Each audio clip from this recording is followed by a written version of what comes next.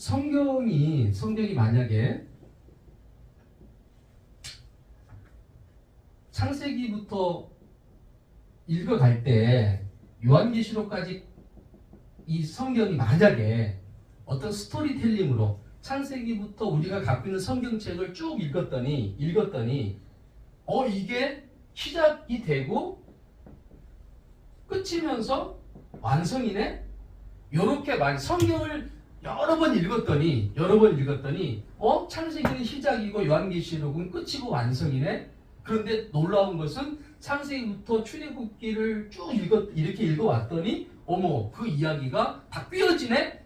만약에 이렇게 구성이 되어 있었다면 이거는 흥미가 없습니다. 성경만 읽기만 하면 되는 거죠. 근데 너무나 안타까운 것은 뭐냐면 성경이 분명하게 흐름이 있습니다. 분명한 흐름이 있긴 있는데 문제는 뭐냐면 스토리텔링으로 처음부터 끝까지 연결이 안 됐다. 어디는 엄청난 험곡으로 들어가고 어디는 엄청난 산봉우리로 올라가야 되고 들쑥날쑥 계곡이 있고 강이 있고 들이 있고 그러다 보니까 성경을 수십 번을 읽었는데도 불구하고 성경이 이야기하려고 하는 맥을 못 잡는 게 사실 일반 성도들이 한계거든요. 목사님들 말고요. 일반 성도들이 수십 번을 읽어도 결국 성경에서 이야기하려고 하는 이 맥을 잡아서 연결해주는 공부를 하지 않으면 아무리 성경을 다독을 해도 알 수가 없는 거예요. 그러니까 성경 공부하는 사람이 필요한 거고 성경 공부 교재가 사실 필요한 거죠. 그러면 제가 왜 이거를 가지고 어성경을 제가 5년 이상을 공부하고 강사로 지부장까지 내면서 내가 이걸 했는데 최근 공부인데 굳이 제가 20년 전에 만난 이 책을 가지고 왜 제가 성경 공부를 하려고 했을까요? 어성경은요 구약 12과 신약 12과로 되어 있어요. 그러니까 24주를 하고 나야 성경이 전체가 보이는 거예요. 어성경도 첫 시간부터 성경 전체를 볼 수 없어요. 성경 공부가 다 끝나야 성경 전체를 보게 해줘요. 어성경은 너무나 탁월한 성경 공부의 방법입니다.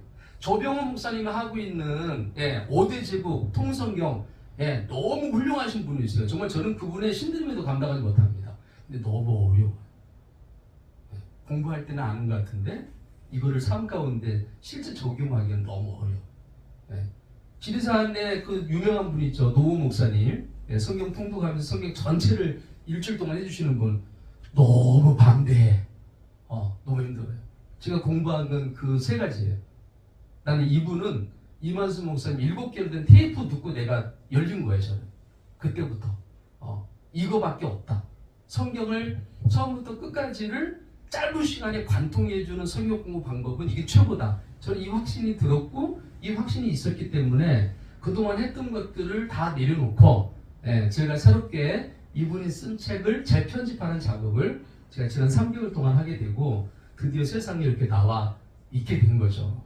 그리고 짧은 시간이지만 지금 강의를 듣고 있는 분들이 2주밖에 안 됐는데 저분들 당신들의 고백이 탁월한 성경 공부다 라고 하는 거를 흥미까지 끄는 데까지 성공을 해서 오늘 제가 이 부분을 자랑하려고 싶은 게 아니라 소개를 하고 싶다 이런 마음이 들어서 오게 된 겁니다. 자, 그러면 저는 이렇게 풀어가는 겁니다. 성경이라고 하는 책이 큰 주제를 보니까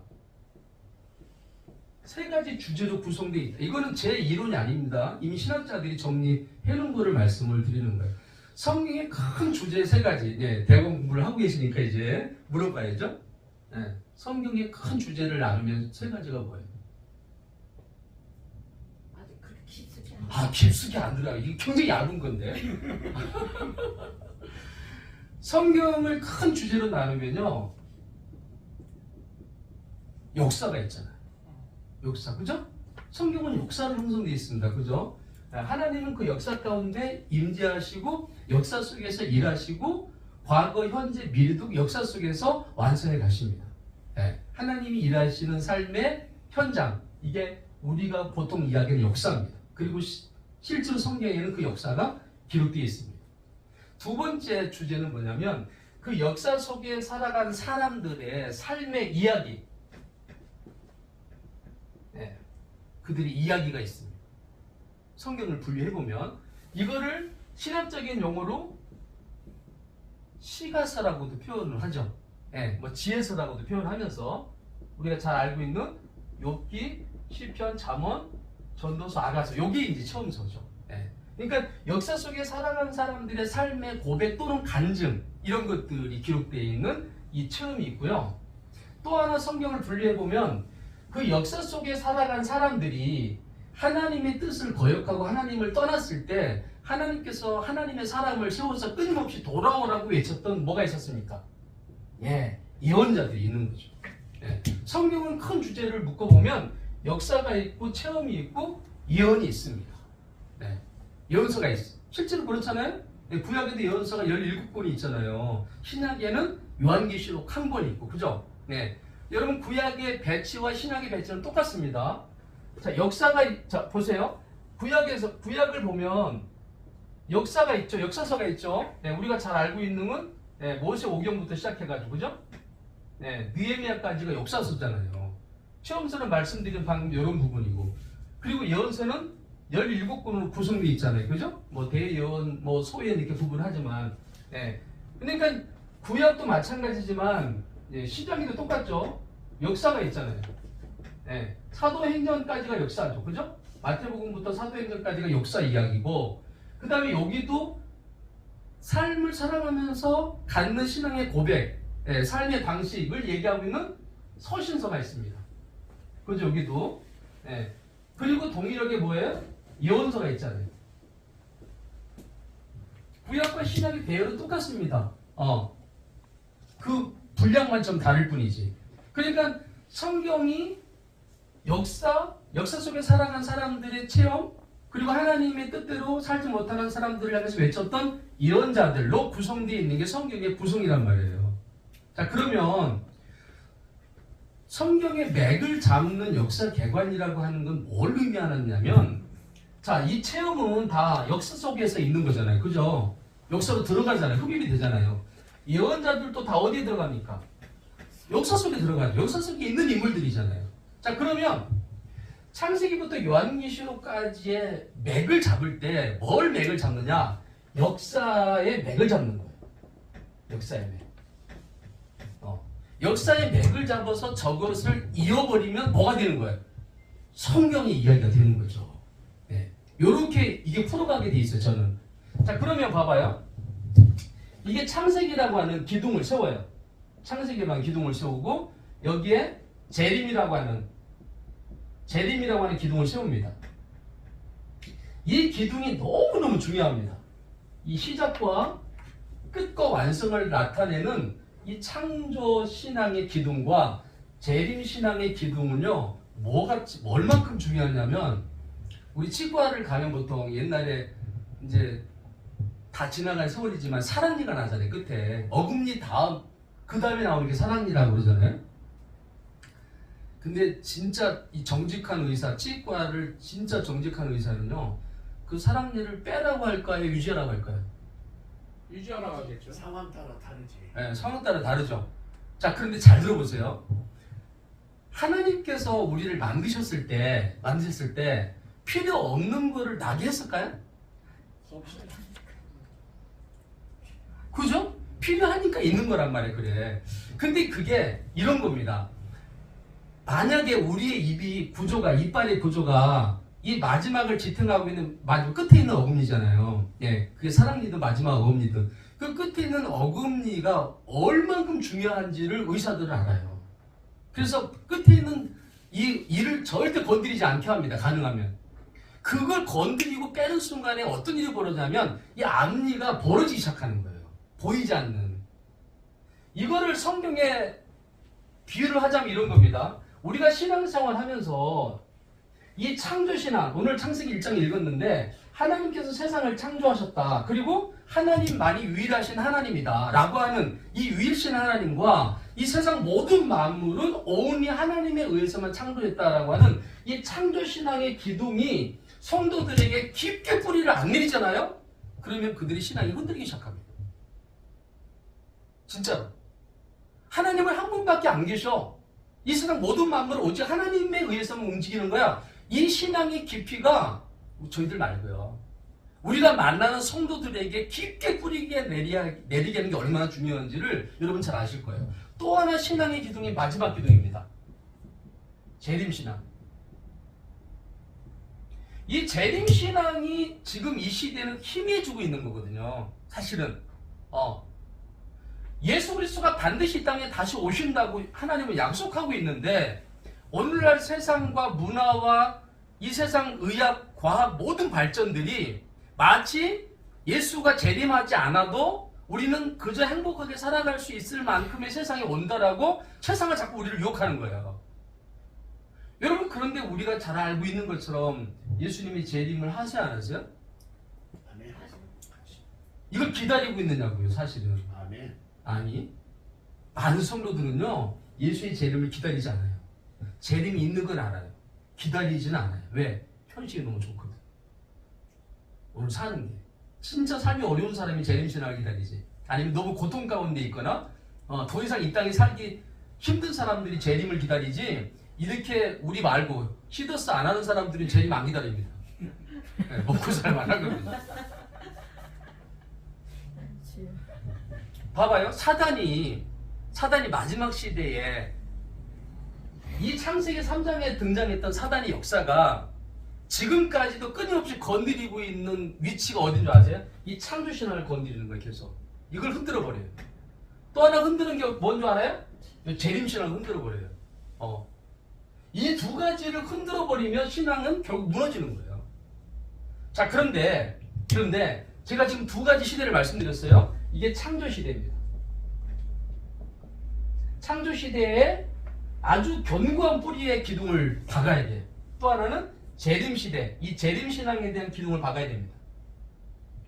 자, 그리고 여기는 예를 들면 이게 강이라고 해보자.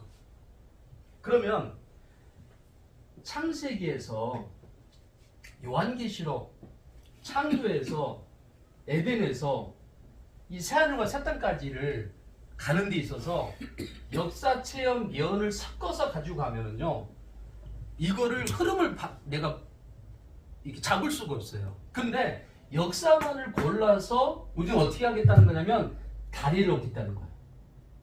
다리를. 네, 강을 건너려면 보통 다리를 놔서 여기다가 이렇게 연결하잖아요. 그죠? 그래서 15개 다리를 여기다 세우는데 그 15개 다리가 오늘 여기 있는 목사님들 다 하실 수 있는 거예요. 창조, 불청사, 왕통, 분유, 포, 귀, 중, 복초제라고 하는 15개 시대의 다리를 놔서 우리는 창세기부터 요한계시록까지 성경이 흐르고 있는 역사의 맥을 잡겠다는 거죠.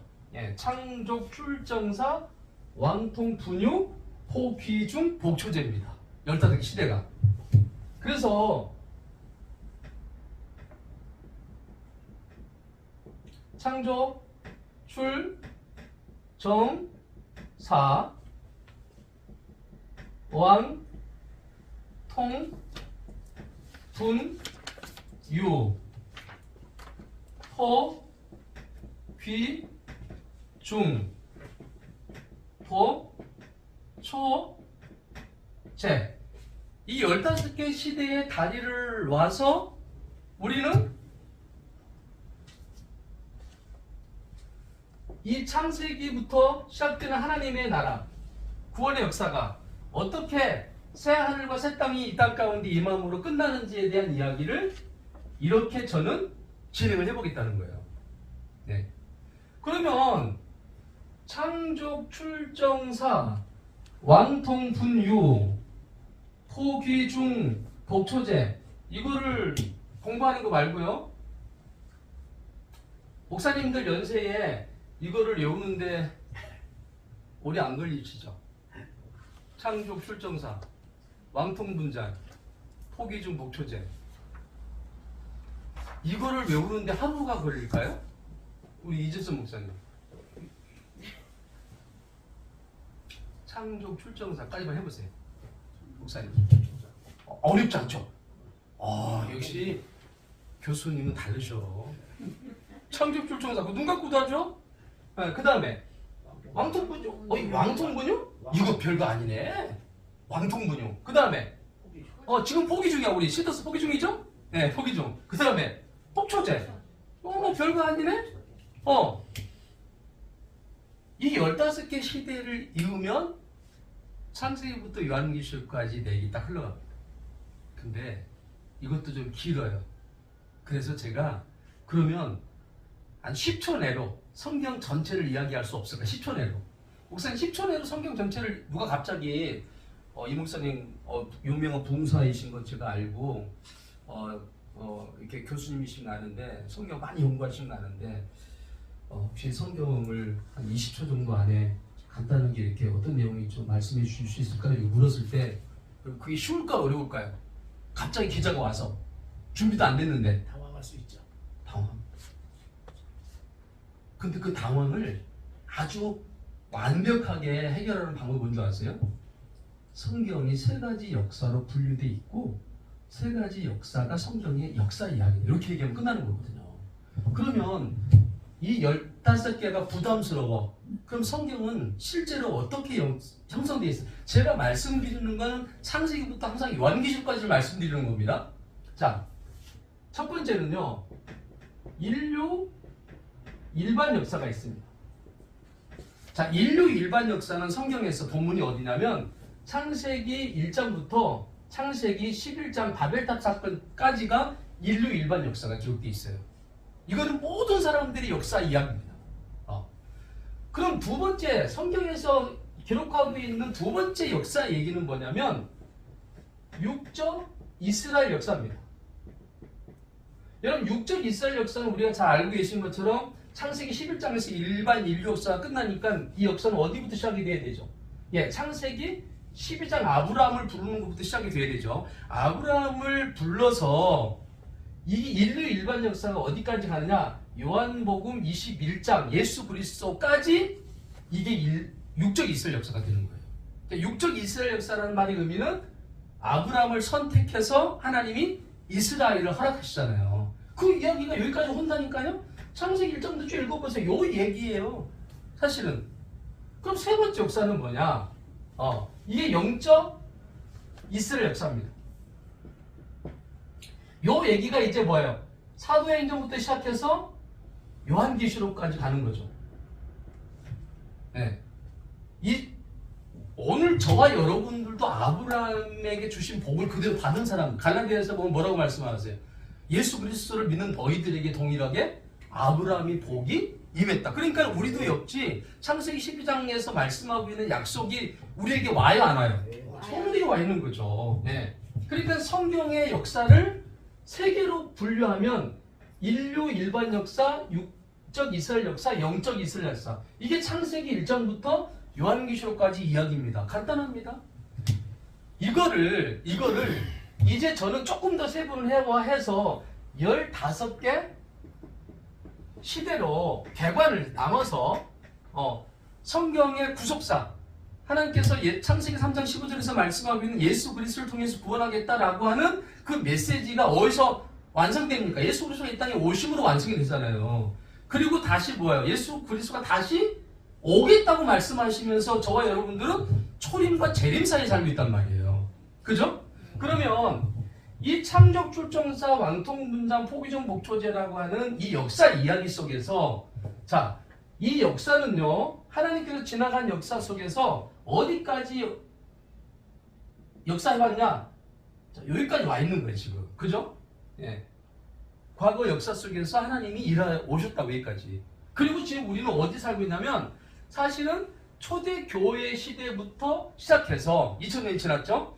초대교회부터 시작해서 예수님의 재림 전 여기에 살고 있는 거예요. 우리는 지금 여기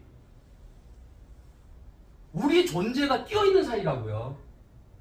예수 재림을 아무도 부인한다고 해서 오지 않는 게 아니에요. 예수는 반드시 이 땅에 오십니다. 예수 재림하는 시기는 오지는 않았으나 얼마 남지 않은 거 우리가 알잖아요. 2000년이 지났잖아요. 오신다고 말씀하시고 나서 2000년이 지났다고 지금. 그러면 여기에 과거보다는 훨씬 지금 빨리 오실 수밖에 없는 상황이죠.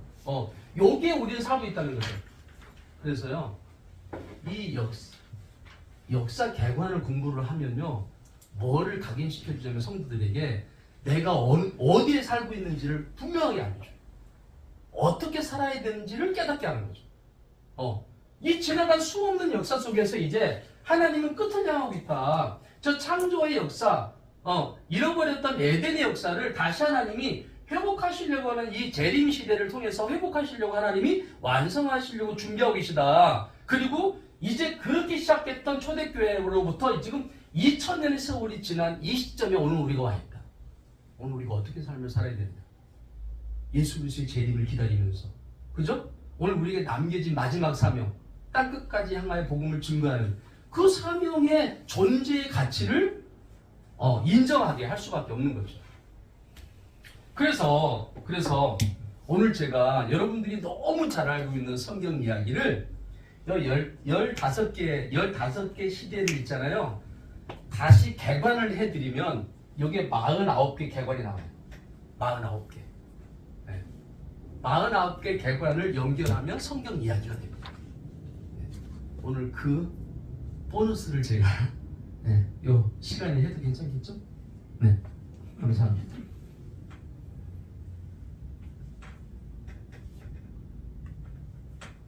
그래서 저는 수영 공부를 할 때 첫 시간부터 무조건 성경 전체를 보는 눈을 열어줘요. 지금 제가 창세기부터 요한계시록까지 몇 번 왔다 갔다 했어요.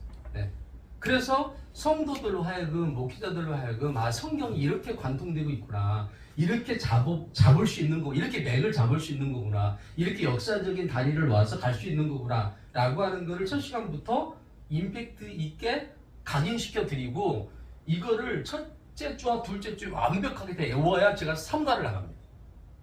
강의를 안 나가요. 이걸 안 외우면. 왜 그런 줄 아세요, 이 목사님? 제가 한 15년 전에 이제 어떤 책을 읽다가 엄청 제가 충격을 받는 역사 선생님 이야기를 알게 됩니다. 제가. 근데 아주 유명한 역사 선생님이 한 고등학교에 부임을 하게 돼요. 그러니까 막 학생들하고 학부모가 그게 명문고였거든요. 그러니까 학부모와 학생들이 엄청 기대를 하고 있는 거예요. 너무 유명한 선생님이 오신다고 하니까. 그래가지고 역사 선생님이 부임을 했는데, 세상에 4월 말에 중간고사가 있는데 중간고사가 있을 때까지 진도로 안 나가는 거야, 이 역사 선생님이. 그러니까 학생들은 이게 뭐지? 이러고 있었고, 학생들이 이제 자기의 불말들을 집에 가서 이제 부모님한테 얘기하니까 학부모 위원회 대빵이 교장 선생님을 찾아온 거야. 아니, 그렇게 유명하다고 한 역사 선생님이 왔는데 우리 아들 얘기 들어보니까 지금 그 역사 선생님이 진도로 하나도 안 나가고 목차만 가지고 맨날 놀고 있다고 한다. 이거 무슨 일이냐 말이지. 그래서 교장 선생님이 급히 그 역사 선생님을 불러가지고, 아니 선생님 어떻게 된 겁니까? 지금 중간고사 봐야 되는데, 그럼 진도가 많이 나갔어야 되는데 얘기 들어보니까 목차만 가지고 놀고 있다는데 선생님 괜찮으신 겁니까? 이제 물었더니 선생님이 교장 선생님한테 뭐라고 얘기냐면, 교장 선생님 1년만 딱 기다려주세요. 이렇게 양해를 구합니다. 그리고 그분이 계속 가르쳐요. 그리고 6월달 기말고사 볼 때까지 계속 반복해서 뭐만 이 학생들한테 시켰냐면 목차만 공부시켜요. 목차만. 외우기하고 시험 보고 목차로 매일. 그래가지고 애들이 한 진절미 날 정도로 목차를 외워버리는 거야. 자, 그리고 2학기 때 어떤 일이 벌어졌냐면 그때부터 고대사를 나가기 시작하는 거예요. 한 페이지 한 페이지. 근데 그 학교에 어떤 일이 일어난 줄 알아요? 그 역사 선생님에게 배웠던 모든 학생들 90%가 역사를 꿰는 거예요. 뭐가 그걸 가능하겠어요? 창조 출정사 왕통 분정 포기전 목초제. 이제 역사 개관으로 들어가면 여기에 딸려 있는 49개의 개관, 요거를 완벽하게 첫 시간, 둘째 시간을 통해서 외우게 하는 거예요. 공부하는 게 이걸 외우게 하는 거예요. 그러면 그렇게 봐보세요. 이게 재림 시대인데, 창세기를 오늘 공부를 해.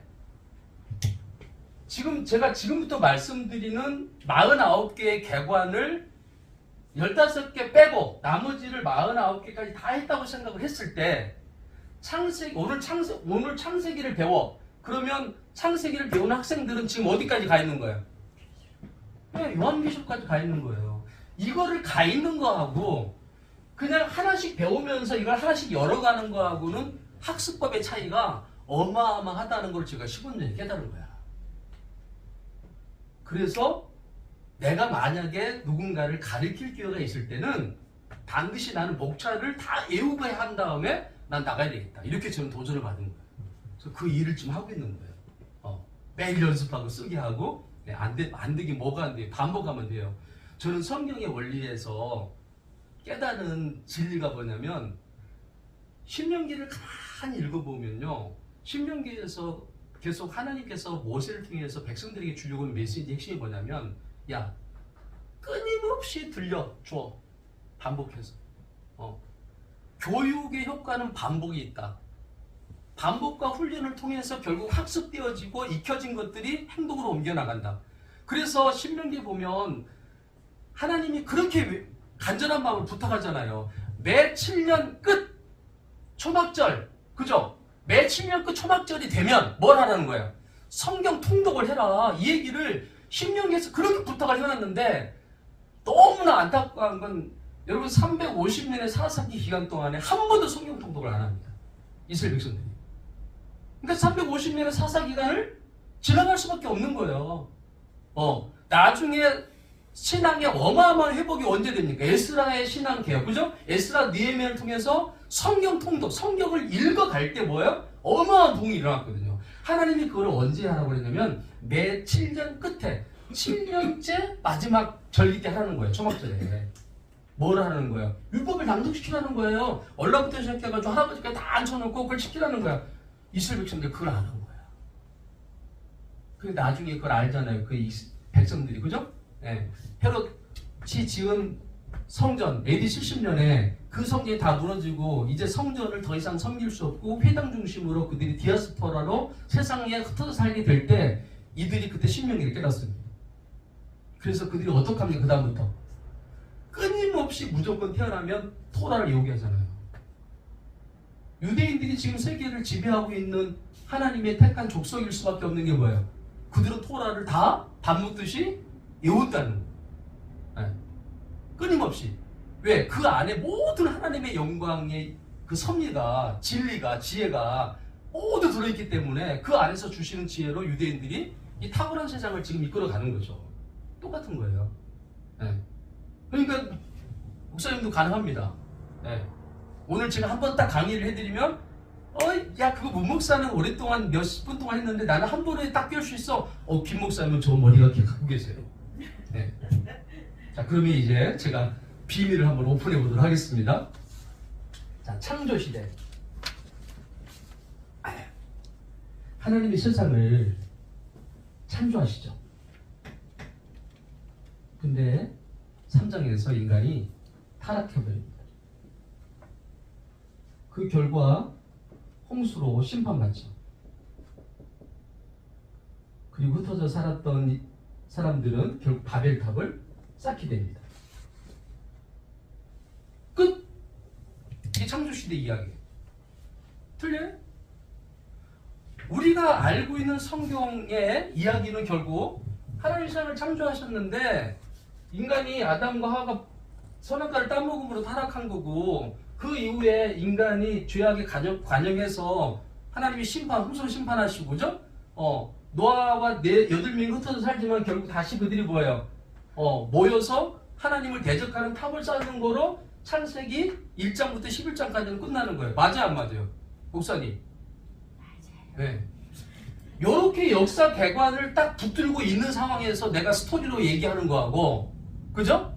내가 읽은 성경을 가지고 이야기하는 거거든요. 이건 하늘과 땅 차이입니다. 그러니까 저는 요것이 창조시대 이야기예요.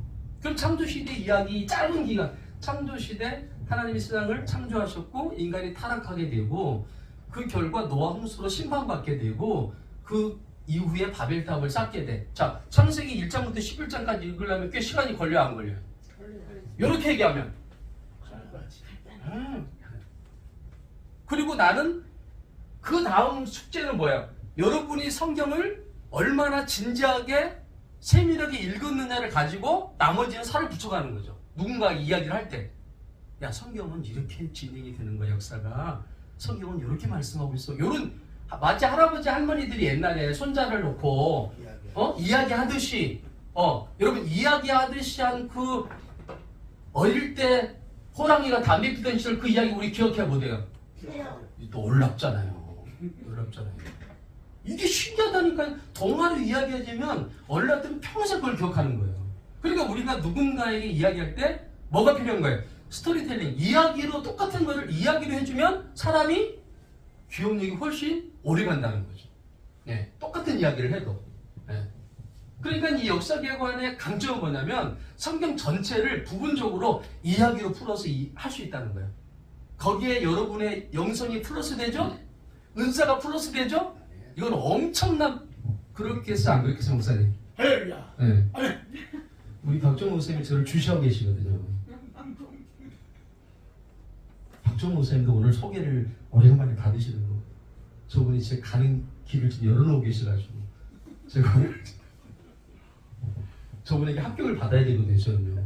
거리교회는 사모님한테 받아야 되지만 앞으로 발판은 저분한테 제가 합격을 받아야. 네. 자, 족장시대는 이제 다음 시대가 이어지겠죠? 족장시대. 이 시대 개관에서 가장 중요한 것은 본문이 어디부터 어디까지인 거예요. 마치 이것은 뭐와 같으냐면 우리가 누군가에게 물건을 보낼 때 주소가 정확해야 되는 것처럼 창조시대 하면 창조시대는 창세기 1장부터 11장까지다. 이게 굉장히 중요합니다. 왜냐면 성경을 근거로 지금 뭔가를 이야기하는 거지 성경 없이 얘기하는 게 아니잖아요. 그러면 우리가 알고 있는 것처럼 족장시대는 어디부터 어디까지일 것 같아요? 네, 창세기 12장부터 50장까지가 되겠죠. 그죠? 예. 그 족장시대에는 4명의 족장이 나오는 거죠. 예. 하나님이 아브라함을 택하셨어. 그런데 하나님이 백세의 아들을 주신다. 누구를? 이삭을. 야, 그 아들 중에 둘을 낳는데 그 중에 하나가 야곱이 장자권을 받아. 야곱. 그리고 요셉을 통해서 결국 하나님께서 애굽에서 어마어마한 민족을 만든다. 자, 그러면 족장시대 이야기는 4명 끝. 자, 요렇게 얘기하는 데 있잖아요. 5분도 안 걸려요. 자, 그런데 3분도 안 걸려요. 그런데 우리는 어디부터 어디까지를 이야기할 수 있는 거예요. 창세기 1장부터 50장까지 이야기해요. 흥미롭지 않으세요? 네. 네, 쉽게 하시네요. 이건 엄청 흥미로운 거죠. 난 제가 하면서도 좀 놀라거든요. 자, 그러면 족장시대가 끝났어요. 그 다음에 세 번째는 출애굽시대. 자, 출애굽시대는 세계를 개관됩니다. 애굽에서 시내산까지 오죠? 네, 2달 15일 만에 도착합니다. 그리고 시내산에 잠깐 머물죠? 그리고 시내산에 출발해서 모압 평지까지. 모압 평지에서 어떤 일이 벌어져요? 모세가 신명기를 가지고 율법을 재해석해 주는 장면이 나오죠? 그리고 모압 평지에서 길갈까지. 자, 그러면 봐봐요. 출애굽기는 우리가 알고 있는 출애굽기는 출애굽기를 본문을 보는 거지만 지금 역사를 15개 시대로 나눠서 전체를 보겠다는 개념이잖아요. 그러면 이 출애굽기 시대는 어디까지 길갈이 나오는 거 보니까 본문이 어디까지 와 있을 것 같아요. 지금 여호수아까지 와 있는 거죠. 네, 여호수아까지. 그러니까 출애굽기의 본문은 출애굽기로부터 시작해서 여호수아 이게 3장까지 아마 와 있을 거예요. 네, 이렇게 와 있습니다. 4장인가. 네. 요게 출애굽 시대입니다. 출애굽 시대는 애굽에서 시내산, 시내산에서 모압 평지에서 길갈까지. 네. 그럼 그 다음 시대는 뭐가 있을까요? 출애굽 시대가 끝났어요. 네, 정복 시대가 있겠죠. 정복 시대. 정복 시대도 아주 간단합니다. 정복에서 가장 중요한 게 뭔지 알아요? 준비입니다. 준비. 네. 백성들이 준비하고 리더다가 준비하는 준비 기간. 두 번째는 가나안 정복. 세 번째는 가나안 정복을 하고 난 다음에 여호수아가 그 다음에 어떻게 하죠? 집화별을 정복하게 하죠. 그죠? 집화별 정복. 요렇게. 그러면 정복 시대는 본문이 어딜 것 같습니까? 여호수아죠. 여호수아. 네. 자, 우리가 지금 4개의 그 역사의 기둥을 심었는데 우리는 지금 어디까지 와 있냐면요. 여호수아까지 와 있어요. 네. 만약에 목사님들이 시간을 더 준다면 내가 그 다음 시대도 할 수 있어요.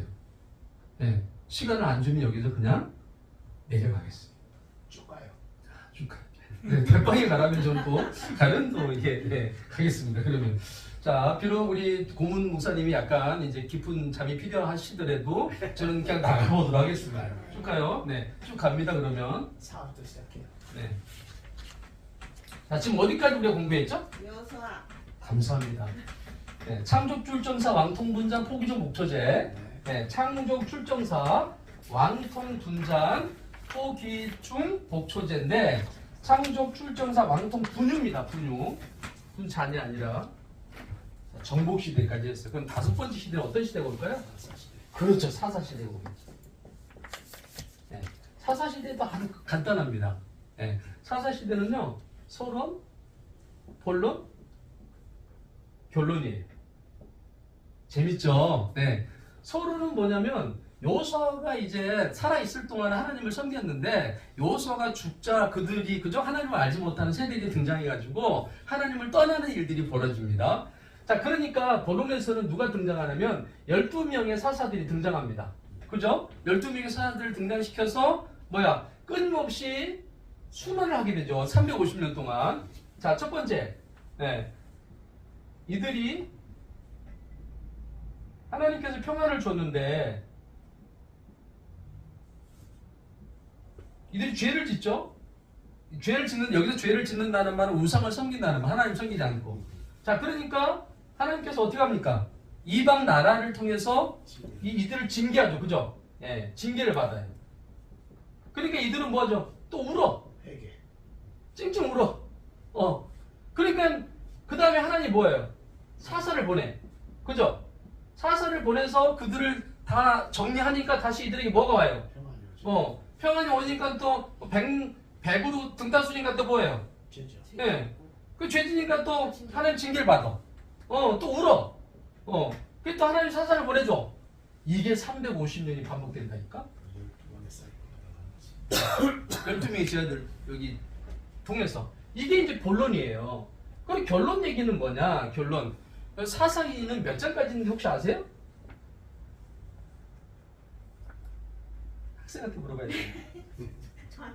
사사기는 20?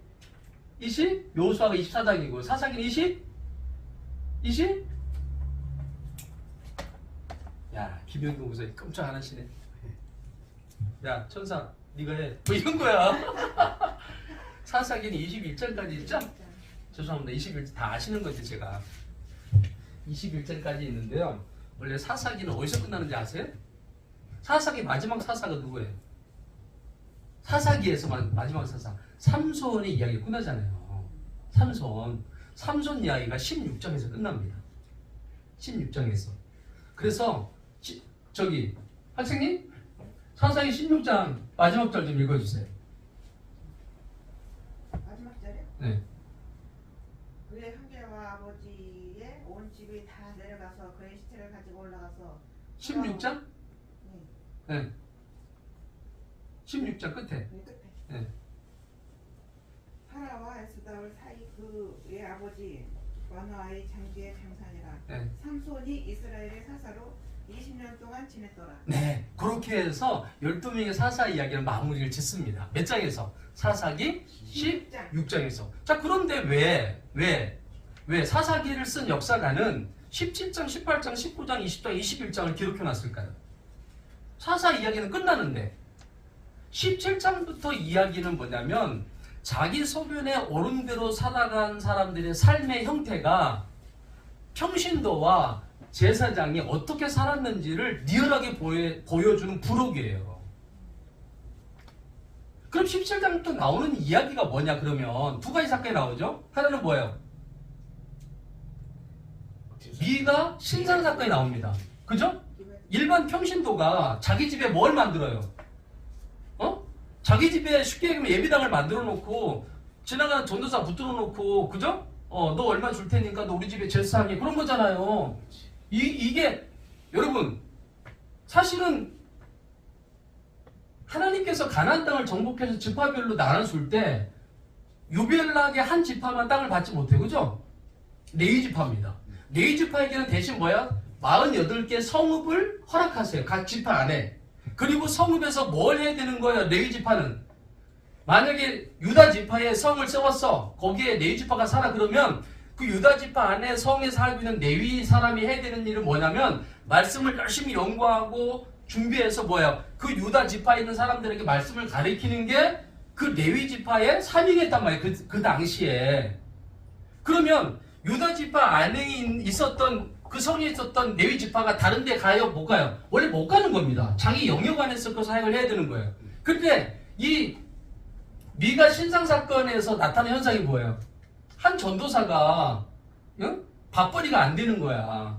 저 신학교는 나왔는데 섬길 교회가 없어. 그래서 이리저리 방황하고 있다가 누굴 만나는 거예요? 민가 집을 가게 되는 거예요. 너 대전신학교 나왔어. 그래 너 전도사구나. 알았어. 그럼 너 내가 연봉 줄 테니까 너 우리 집에 제사장 좀 해줘봐. 그래가지고 세우는 거 아니에요 그게? 있을 수 있는 일이에요? 전도사가 뭐 하려고 전도사 되는 거야? 밥 벌어먹으려고 전도사 되는 거야? 거기에 보면 이탈하면 지역을 이탈해버려. 그 친구의 문제는 뭐냐? 먹고 사는 문제를 해결하기 위해서. 이게 뭘 의미하는 거예요? 그 당시 종교 지도자들 레위 지파가 얼마큼 타락했는지를 보여주고 있는 거고, 또 하나는 평신도가 얼마나 자기중심적인 우상을 섬기는지를 보여주고 있는 게 미가 신상 사건이라고요. 그걸 리얼하게 설명한 다음에 그 다음에 등장하는 두 번째 사건이 뭐야? 레위 첩 사건이에요. 레위 지파가 첩을 두릴 수 있어요? 없어요? 있으면 좋겠지만.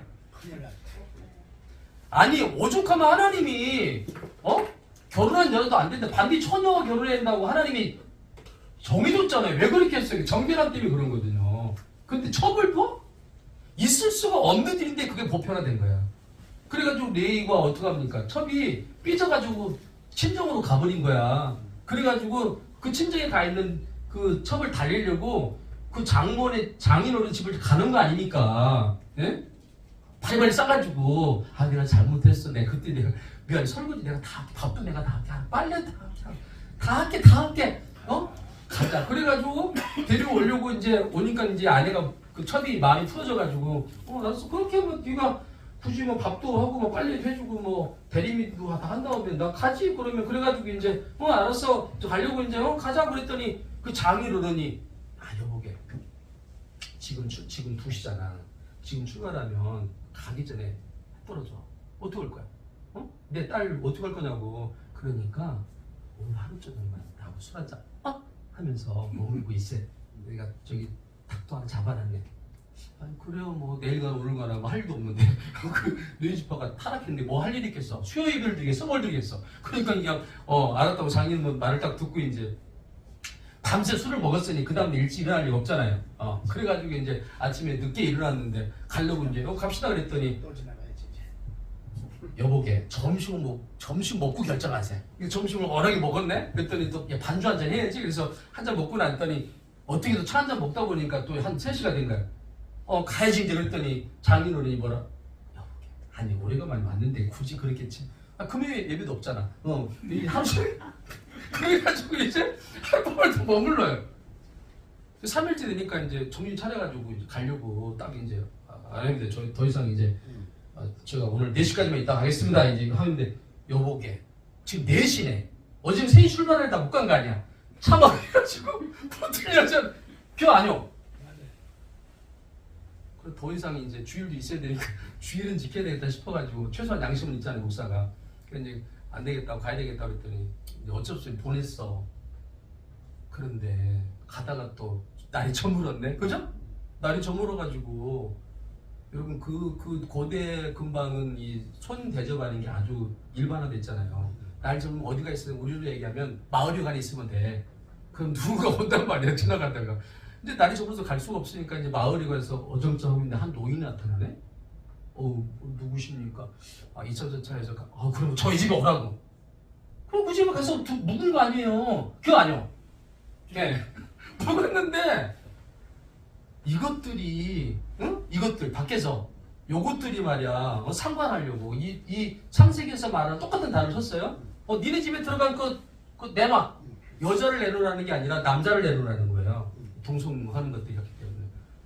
그러니까 이 또 노인 또 이 주대가 있잖아요. 안 됩니다. 내놓을 수 없습니다. 막 그러니까 내놓으라고 막 난리를 피네. 그러니까 이제 이 노인이 창세기가 똑같잖아. 우리 딸들이 있는데 딸들 내가 줄 테니까 놓아라. 안 됩니다. 그래가지고 결국 레위가 어떡합니까? 자기 부인을 이런 상황에서 되게 첩이니까 슬쩍 밀어버리잖아요. 문 밖으로. 그래가지고 밤새 윤관 당해가지고 아침에 이제 가려고 이제 정신 차리고 이제 문을 열어봤더니 부인은 죽어 있잖아요. 그래서 그를 지게에 메고 그죠? 둘을 말아가지고 집에 간 다음에 주방에서 12토막을 딱 낸 다음에 그죠? 각지파로 그것도 소포가 택배가 있잖아요. 한진 택배예요. 한진 택배. 택배가 언제 나왔어? 네, 한진 택배가 다 보내버린 거야. 그 사건 아시잖아요. 그렇죠. 요런 얘기들이 기록되어 있는 거야 거기에. 17장부터 21장 이야기가. 그러면서 마지막에 뭐라고 마무리를 짓습니까? 역사가가 자기 소견에 옳은 대로 행하였다. 그 얘기를 마침표를 찍고 끝나는 거예요. 요게 사사시대 이야기입니다. 네, 저 공부를 하게 되면 이제 요걸 구체적으로 공부를 또 하게 되겠죠? 네. 어쨌든 자, 이 사사시대가 끝나고 나면 그 다음에 6번에 등장하는 게 왕국 건설 시대입니다. 자, 왕국 건설이란 말은 이제 왕이 나라를 통치하는 시대가 오고 있다, 건설하고 있다 이런 의미고, 여기에 본문은 사무엘부터 시작합니다. 사무엘 3장부터 시작합니다. 자, 그럼 3장부터 시작하니까 시작이 누가 등장하겠습니까? 여기에는 자, 왕국 건설 시대를 개관을 하면 사무엘이 등장하겠죠? 네. 백성들이 계속 전쟁하는 가운데 뭐예요? 우리도 다오 하잖아요. 그래서 그죠? 그래서 왕정 체제로 변환됩니다. 왕정 체제 변환. 그리고 백성들이 그렇게 요구했던 누굴 줘버려요? 왕을 주죠. 그죠? 그래서 사울이 등장합니다. 요 얘기예요. 요 얘기. 왕국 건설 시대는 사무엘 왕정 체제로서의 전환, 그 다음에 사울, 여기까지가 이제 왕국 건설 시대. 자, 왕국 건설 시대가 끝났어요. 그럼 역사는 어떻게 흘러갈 것 같습니까? 그 다음에 통일왕국이 되겠죠. 그죠? 네, 통일왕국.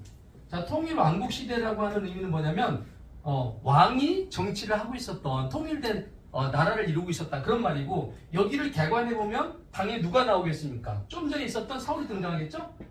네, 사울, 그 다음에 다윗, 그 다음에 솔로몬. 네. 통일왕국 시대를 개관하니까 뭐예요? 사울, 다윗, 솔로몬. 쉬워요? 쉬워요.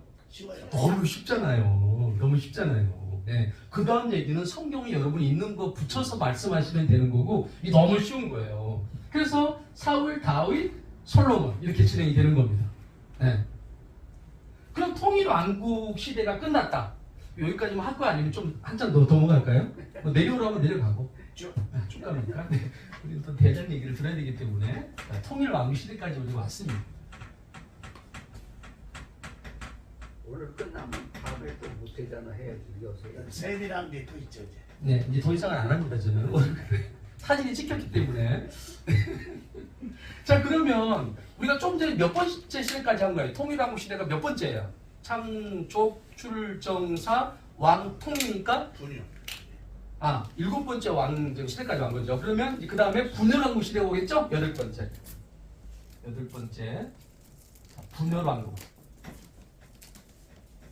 그냥 이름 그대로 왕국이 분열되는 거죠. 네. 여러분, 왕국이 분열되는 사건이 사무엘 열왕기상에 등장하는데, 그 열왕기상의 여기를 꼭 기억하셔야 돼요. 마치 이건 뭐를 기억하는 거가 똑같냐면, 레위기를 공부하실 때 레위기가 27장으로 구성되어 있는데, 그죠? 11장에 뭐가 등장합니까? 레위기 11장에는 부정한 음식과 정한 음식, 그죠? 요게 구별된 게 나온단 말이에요. 레위기 11장. 네, 젓가락 생각하시면 됩니다. 음식 먹는 거. 레위 11장은 정한 음식과 부정한 음식이 나온다. 그런데 열왕기 상에 분열 왕국이 될 수밖에 없는 시대적 배경을 열왕기상 11장이 기록해 놓고 있습니다. 꼭 기억해 주세요. 열왕기상 11장. 그 열왕기상 11장부터 이제 뭐예요? 분열 왕국이 시작이 되는 거예요. 그러면 이 분열 왕국을 시대 구분을 해보니까 자 어떻게 우리가 여기를 할 수 있겠어요? 여기를 분열 왕국.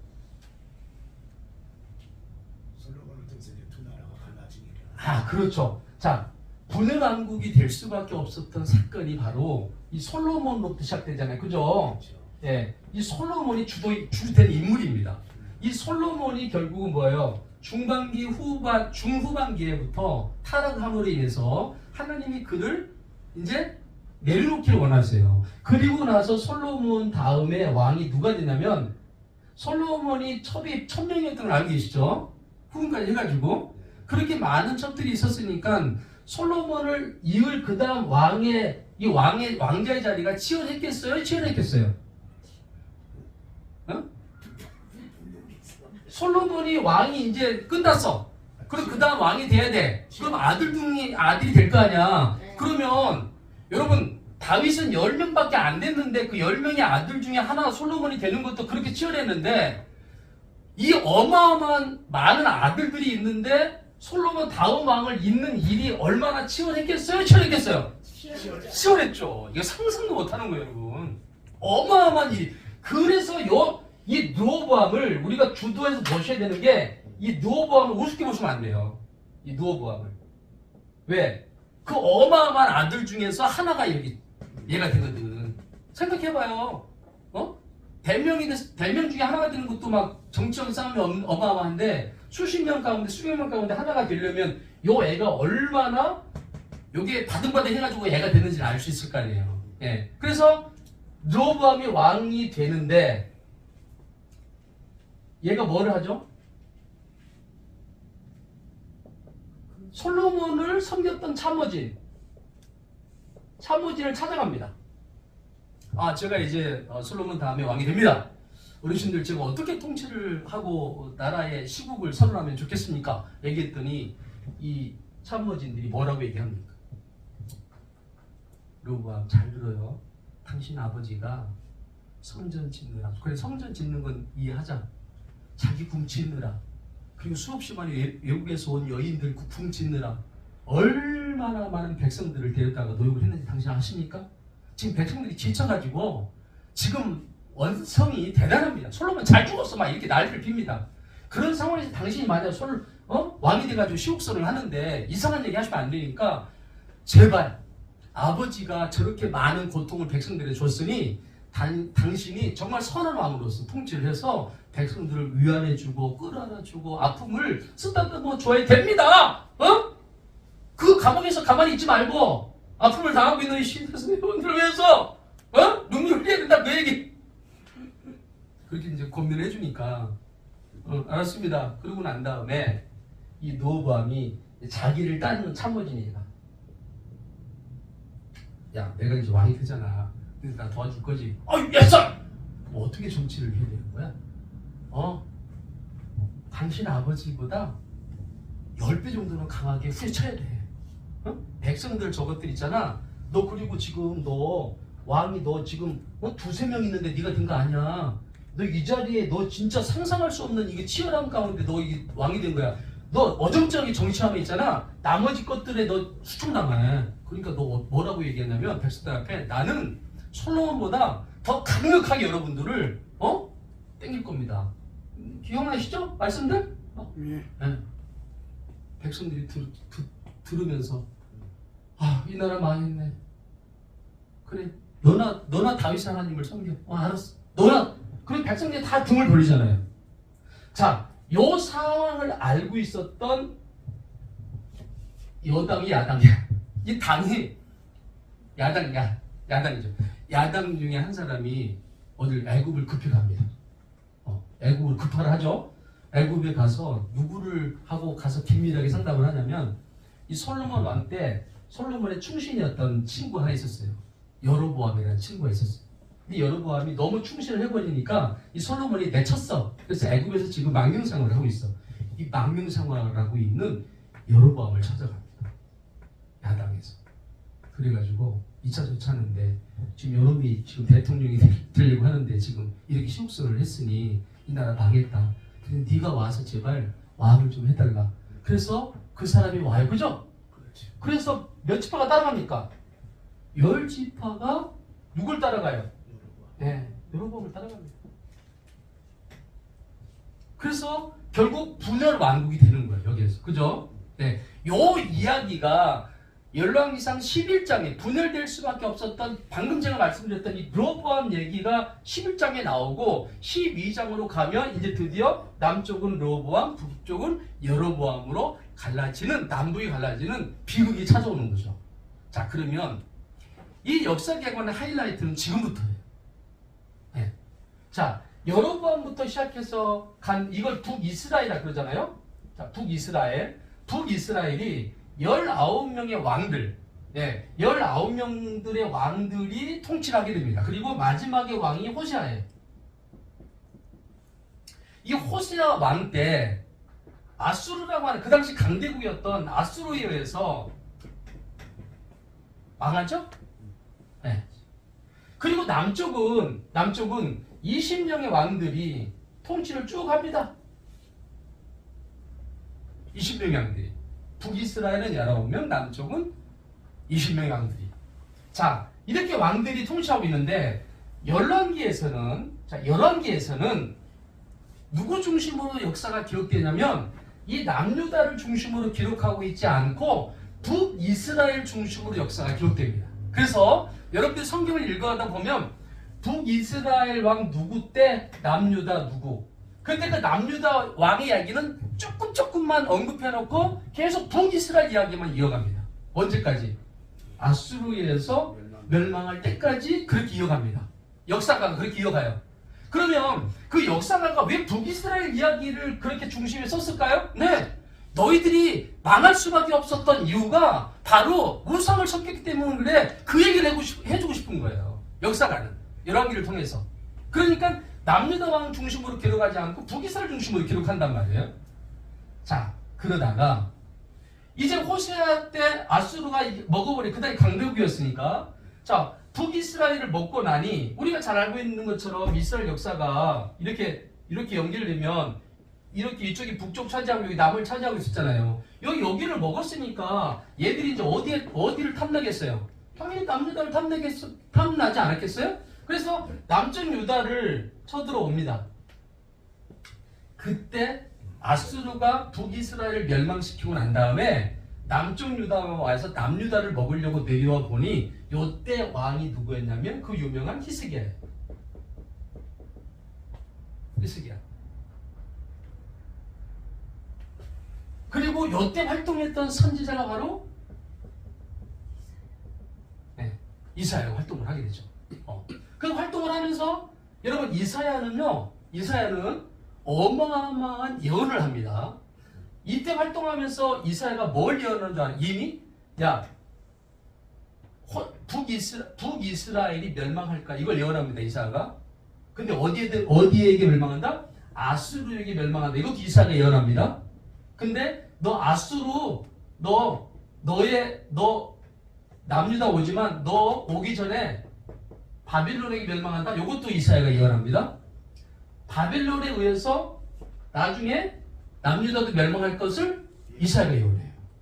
그러면서 이사야의 망하는 얘기를 계속하면서 소망을 하나 주죠. 메시아가 와. 그 얘기 사건을 이사야 곳곳에 성경에 기록해놓고 있는 거예요. 메시아에 대한 예언의 메시지들을. 이사야 그렇게 활동을 합니다. 자, 그러면 여기 19명들 여기 20명.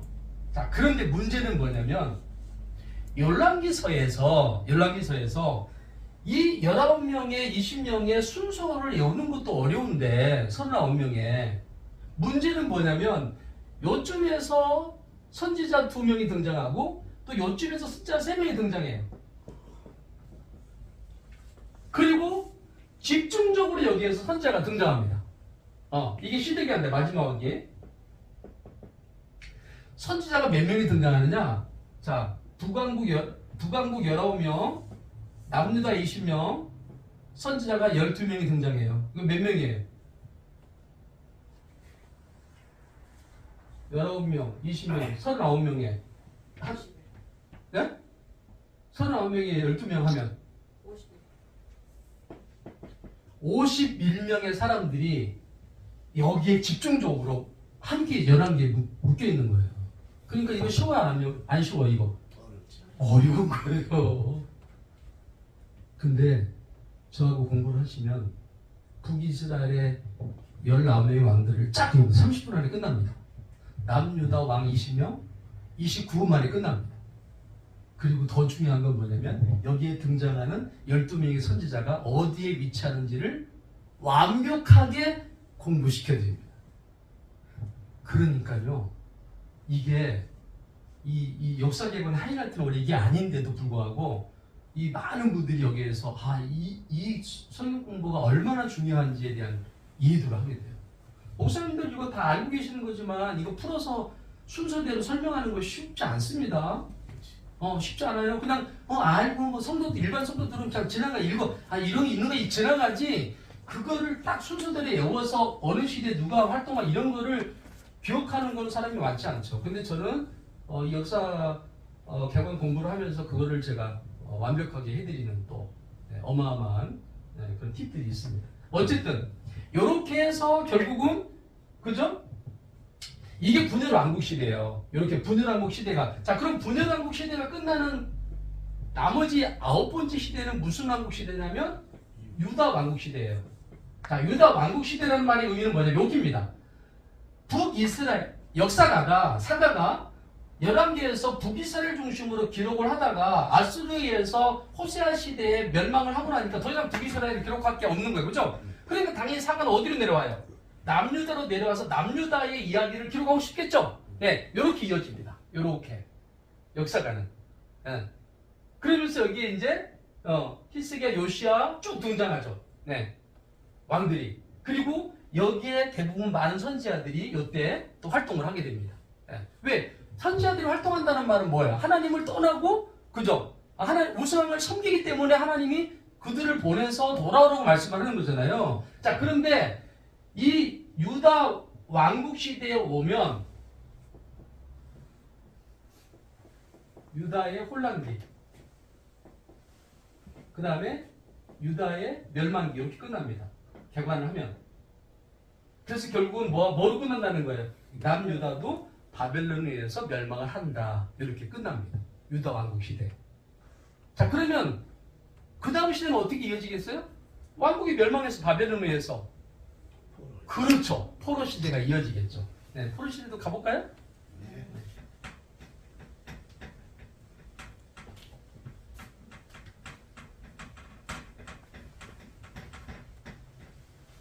그러면 이제 포로 시대입니다. 창조, 출정사, 왕통, 분유, 포니까 10이죠. 여기까지 아주 합시다. 11. 이게 여기는 포로 귀환 시대, 귀환 시대. 우리는 이걸 너무 잘 알고 있는 거예요. 포로 시대는 1차, 그죠? 2차, 3차에서 끌려가잖아요, 그죠? 1차 때 여러분 요 갈그미스 전투를 꼭 기억하세요. 갈그미스 전투.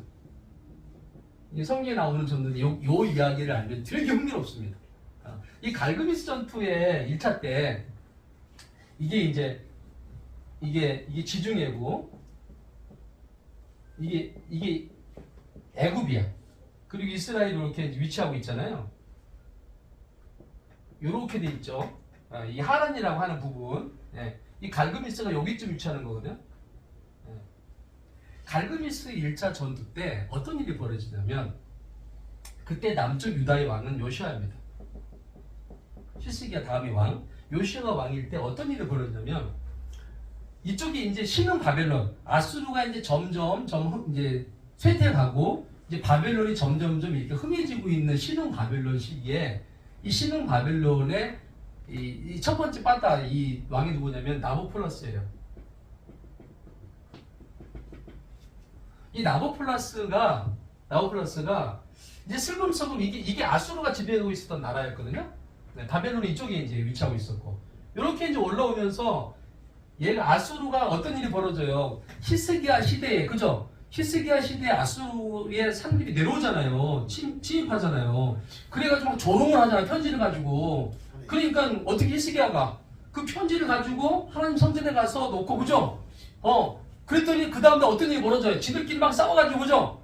다 죽고, 그죠? 얘 아수르 왕이 도망가가지고 거의 가서 암살당해 죽는다고요.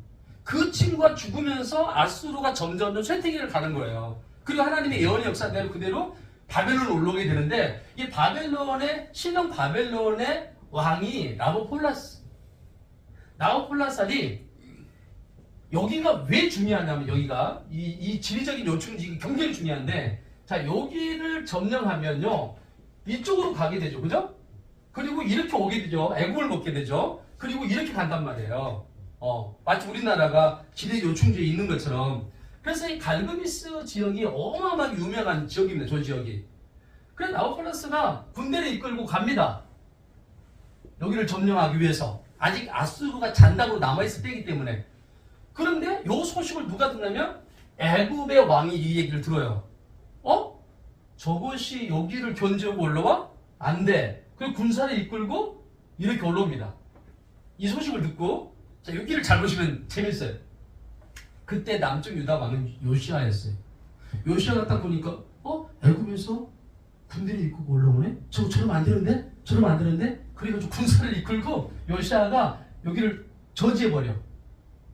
그러니까 애굽 왕 입장에서는 아주 우습잖아요. 쬐깐한 게 어디. 길을 막고 있으니까. 야! 그리고 바로 얘를 죽여. 길을 막고 있으니까. 그리고 누구를 세우냐면 여호아하스를 세웁니다. 왕을. 그러니까 애굽 왕이 요시아를 죽인 다음에, 자, 요시아가 죽었으니까 어떤 일이 벌어져요? 유다 입장에서는 지금 왕이 죽었으니까 다음 왕을 세워야 되잖아. 그래요, 안 그래요? 그래요. 요시아 다음 왕이 여호아하스예요.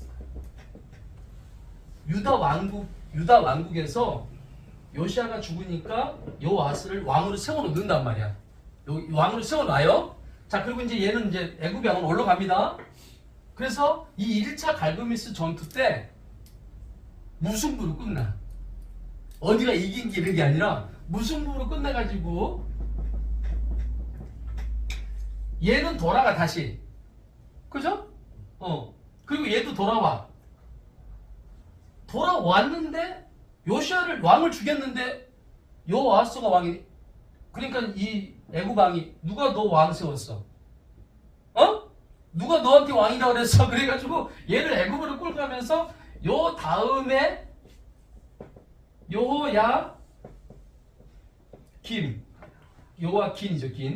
요아긴을 왕을 세워라. 이 애굽 왕이 내려가면서 얘를 끌고 가고. 자, 그러면 얘는 누굴 섬겨야 되는 거예요? 하나님을 섬겨야지. 아니지. 그 당시는 이 국제 정세에서 둘 중에 하나를 섬겨야 되는 존재였단 말이에요. 그게 애굽을 섬기는, 애굽 왕이 세워놨으니까 애굽을 섬겨야 되잖아. 그런데 그런 상황에서 2차 갈그미스 전쟁이 벌어지는 거예요. 자, 2차 전쟁에 나보폴라스가 나온 게 아니라 이때 느부갓네살이 나옵니다. 2차 갈그미스 전쟁에 올라와. 얘가 다시 올라오겠죠?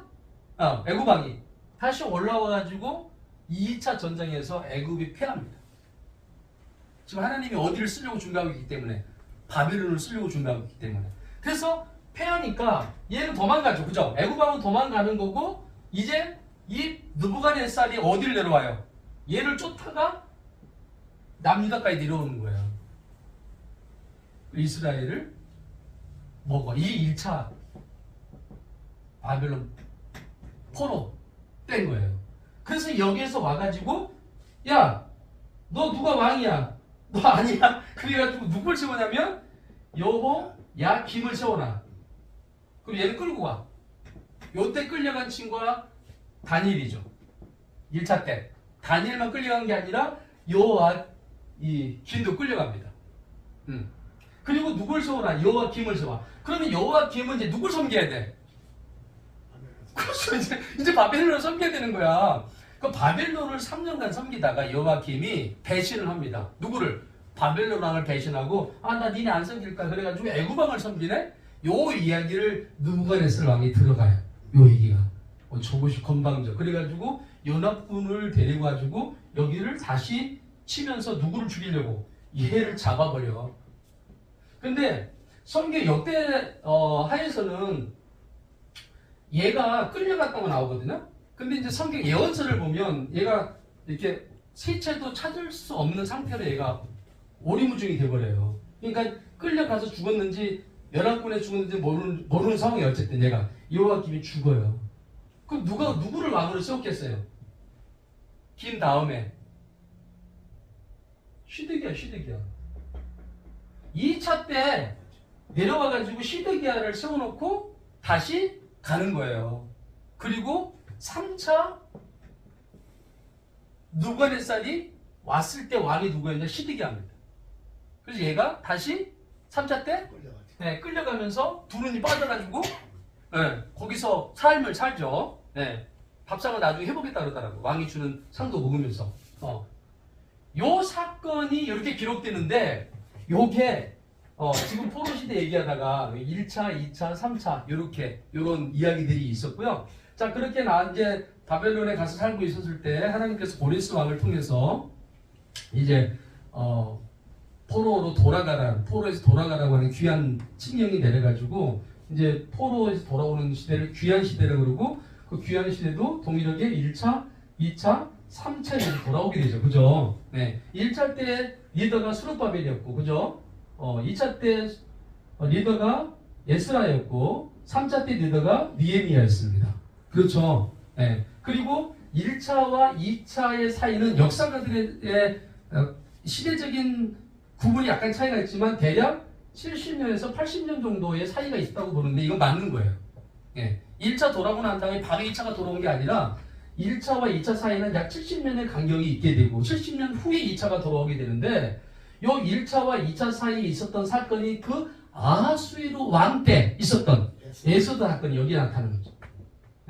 그러면 여러분 이 에서드 사건을 통해서 하나님이 하시고자 했던 메시지 핵심은 뭐였냐? 야, 너희들 바벨론에서 훈련받게 하고 연단받게 한 거 니네 이 땅에서 잘 살고 잘 먹게 하려고 내가 그런 거 아니야.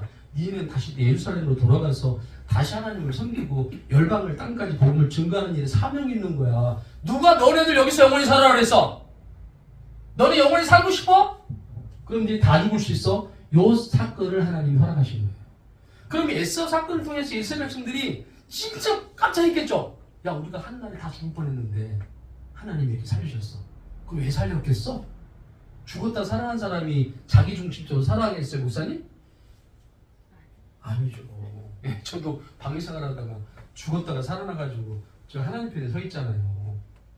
그러니까 에스더 사건은요, 이 역사적인 이 상황 속에서 그 사건을 봐야지 이 어마무시한 사건인 걸 우리가 알게 되거든요.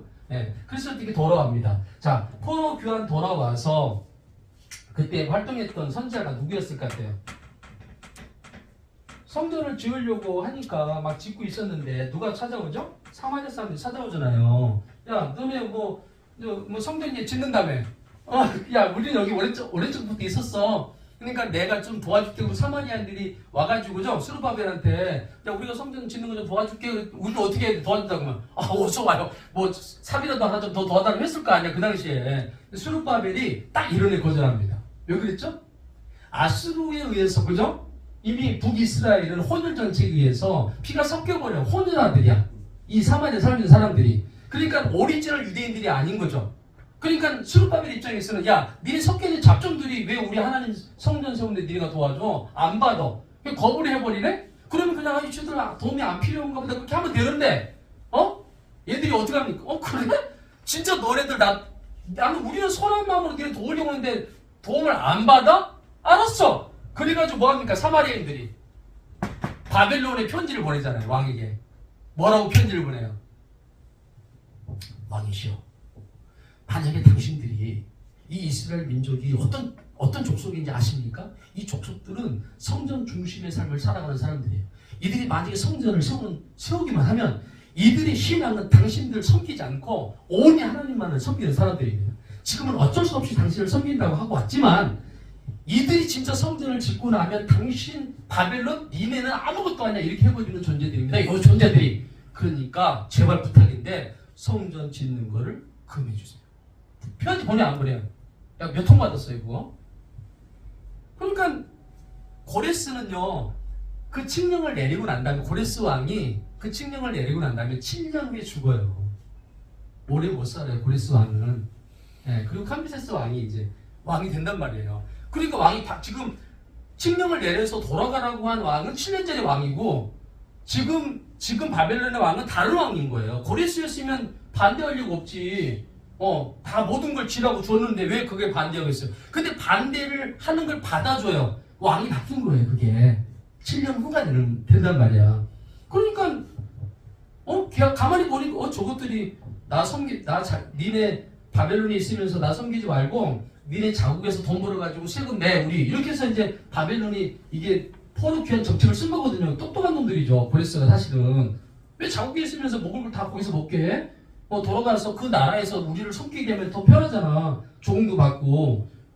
그렇게 해서 보냈는데 얘들이 만약에 거기에서 성전을 지어가지고 우리를 안 섬겨? 이런 일이 생기면 어떻게 되는 게 있어요? 괜히 돌려보냈네? 우리 선왕이 잘못했네? 이런 일이 벌어지니까 알았어 짓지 마. 또 이렇게 돼버렸네? 그래서 한참 동안 성전 짓는 게 머뭇거리지잖아요. 그죠? 멈춘단 말이에요. 13년 정도 멈춥니다. 근데 그때 누구 등장시켜요? 학계와 스가랴 선지자를 등장해가지고 야 니네 집 리모델링 하고 있냐 이 새끼들아? 지금 임마는 니네 성전 지금 허물어져가지고 저거 짓다 말아가지고 저렇게 야 뭐 비대로 바꾼다고? 야 화장실 그냥 앉아서 똥 싸면 돼 비대로 바꿔. 또 뭐 주방을 또 바꾼다네. 뭐 인테리어를? 야 그냥 먹어. 야 지금 하나님의 성전이 저렇게 어려움이 있는데 니네 집 리모델링하고 살아갈 지금 맛이 나냐? 이러면서 학교와 그죠? 스가랴가 이제 검열하잖아요. 그때 그 얘기 듣고 잘못했어 그래가지고 근데 성전 다 짓는단 말이에요. 그러면 저기 왕이 바뀌었을까 안 바뀌었을까요? 저기 왕이 저기 왕도 또 바뀌었습니다. 이런 그 바벨론의 왕들의 역사를 우리가 알아야지 요 얘기를 우리가 수용할 수 있는 거예요. 그래서 성전이 다 지어지잖아요. 그죠? 성전이 다 지어졌는데 그 당시 바벨론에서 있었던 이 에스라가 보니까 성전은 지어졌는데 제대로 예배도 안 하지. 예배 시간이 11시지 2시지 구분이 안 되지. 엉망진창인 거야. 그래서 에스라가 결심을 하잖아요. 우리 백성들이 하나님의 은혜 가운데 바벨론 포로에 돌아갔는데 정체성도 없고 사명감도 없고 예배가 뭔지도 모르고 안 되겠다. 그래가지고 역사책을 하나 편집하게 되는데 그게 역대상하가 되는 거예요. 역대상하. 역대상하는 자세히 보시면 열왕기와 비슷한 책 같지만 전혀 아닙니다. 열왕기는 이스라엘이 어떻게 망했는지를 이야기하려고 하다 보니 북이스라엘 중심으로 악한 왕들 중심으로 기록할 수밖에 없었고 에스라는 너희가 다윗의 자손이야. 너희 선조는 아브람이야. 그 더 위로 가면 아담이야. 이 얘기를 하고 싶었기 때문에 다윗의 허점을 다 삭제하고 의도적으로 편집을 해서 역사교육책으로 만든 게 그 역대상하이거든요. 그걸 가지고 와서 뭐예요? 너네가 누구냐 지금. 너네는 하나님 백성이고 사명을 감당할 자들이라고 하는 거를 정체성을 가르쳐주면서 신앙개혁 부운동을 했던 사람이 느헤미야, 에스라하고 느헤미야잖아요. 네. 그랬다는 거예요. 자, 그리고 나서 이제 구약 성경은 말라기로 끝나지만 성경의 흐름은 말라기로 끝나지만 역사는 느헤미야에서 끝나는 거예요. 역사서는 느헤미야 시대 이후에 조금 말기에 말라기가 활동을 하게 되는 거죠. 자, 그렇게 하면 이제 12번째 시대는 뭐가 오냐면 이제 신구약 중간기가 오겠죠? 중간시대. 중간시대가 옵니다. 그리고 13번째는 복음시대가 옵니다. 그리고 14번째는 초대교회가 오죠. 그리고 15번째 마지막은 재림시대가 오는 거예요. 자, 그러면 이 중간시대 여기를 이게 이제 복음 예수 그리스도가 이 땅에 오시기까지 말라기부터 여기까지인데 말라기부터 얘기하면 안 되고 사실 역사서로 보면 느헤미야에서부터 여기까지가 약 400년의 신구약 중간기를 맞이합니다. 이 신구약 중간기의 역사 속에는 등장하는 게 자, 페르시아가 등장합니다. 두 번째는 페르시아가 어디한테 망하냐면 헬라한테 망하죠. 그리스. 그리고 세 번째는 요 헬라 시대에 이스라엘 400년 신구약 중간기에 약 100년 동안 어떤 일이 있었냐면 이스라엘 백성들이 독립하는 역사가 있었어요. 이걸 하스몬 왕조. 하스몬 왕조 시대가 있습니다. 그리고 헬라가 어디한테 망하냐면 로마한테 망하죠. 그리고 로마 시대에 누가 오십니까? 예수? 그 예수가 이 땅에 오시는 거예요. 네. 그래서 예수님이 오셔서 예수님 소개, 예수님 사역, 예수님 사역 성취 이렇게 해서 복음 시대를 개관하게 됩니다.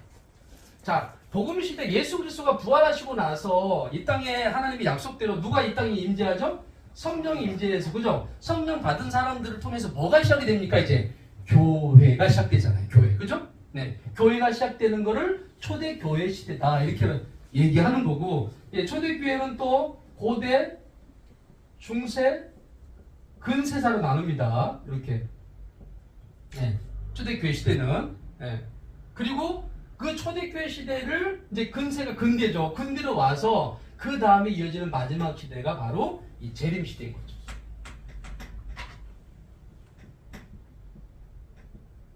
네. 아니다. 죄송합니다. 이 초대교회 제가 지금 재림 시대 얘기를 할 거를 초대교회 시대 말씀드렸어요. 자, 이 초대교회 시대에 처음에 뭐가 만들어지죠? 교회의 형성. 교회가 만들어지고, 그죠? 교회가 만들어지고 두 번째는 그 교회가 성장합니다. 그죠? 교회의 성장. 그리고 그 교회가 땅끝을 향해서 뭐 하죠? 확장. 교회의 확장. 네. 요게 초대교회 시대의 개관입니다. 그래서 오늘 우리가 이제 오와 있는 거죠. 그죠? 네. 그리고 이제 이 재림 시대. 재림 시대는 고대, 중세, 그 다음에 근대까지를 본 다음에 여기에 보는 게 뭐냐면 예수님의 재림.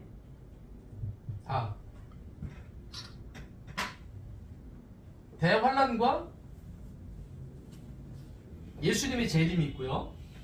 여긴 6장부터 시작하는 거예요. 그리고 마지막 요 재림 시대의 개관이 뭐냐면 새 하늘과 새 땅입니다. 네. 요렇게 해서 요한계시록 22장까지 있는 걸 알고 계시죠? 네. 근데 21장에서 마감을 하는 거예요, 원래. 새 하늘과 새 땅이 오는. 네. 여기까지의 역사. 요렇게 해서 창조 시대부터 시작해서 재림 시대까지 역사를 제가 개관해 드렸습니다. 네. 네. 그래서 성경이 큰 주제가 역사, 그 역사 속에 살아간 사람들의 삶의 체험, 그리고 그 속에 살았던 사람들이 하나님을 떠났을 때 하나님께서 세우신 예언. 그래서 역사 체험 예언 중에서 역사서를 15개씩대로 개관을 한 다음에 하나님의 구속의 역사가 어떻게 성취되어져 가는지를 정리하고 마지막 재림시대까지를 보는 게 성경 맥 잡는 역사 개관입니다. 감사합니다.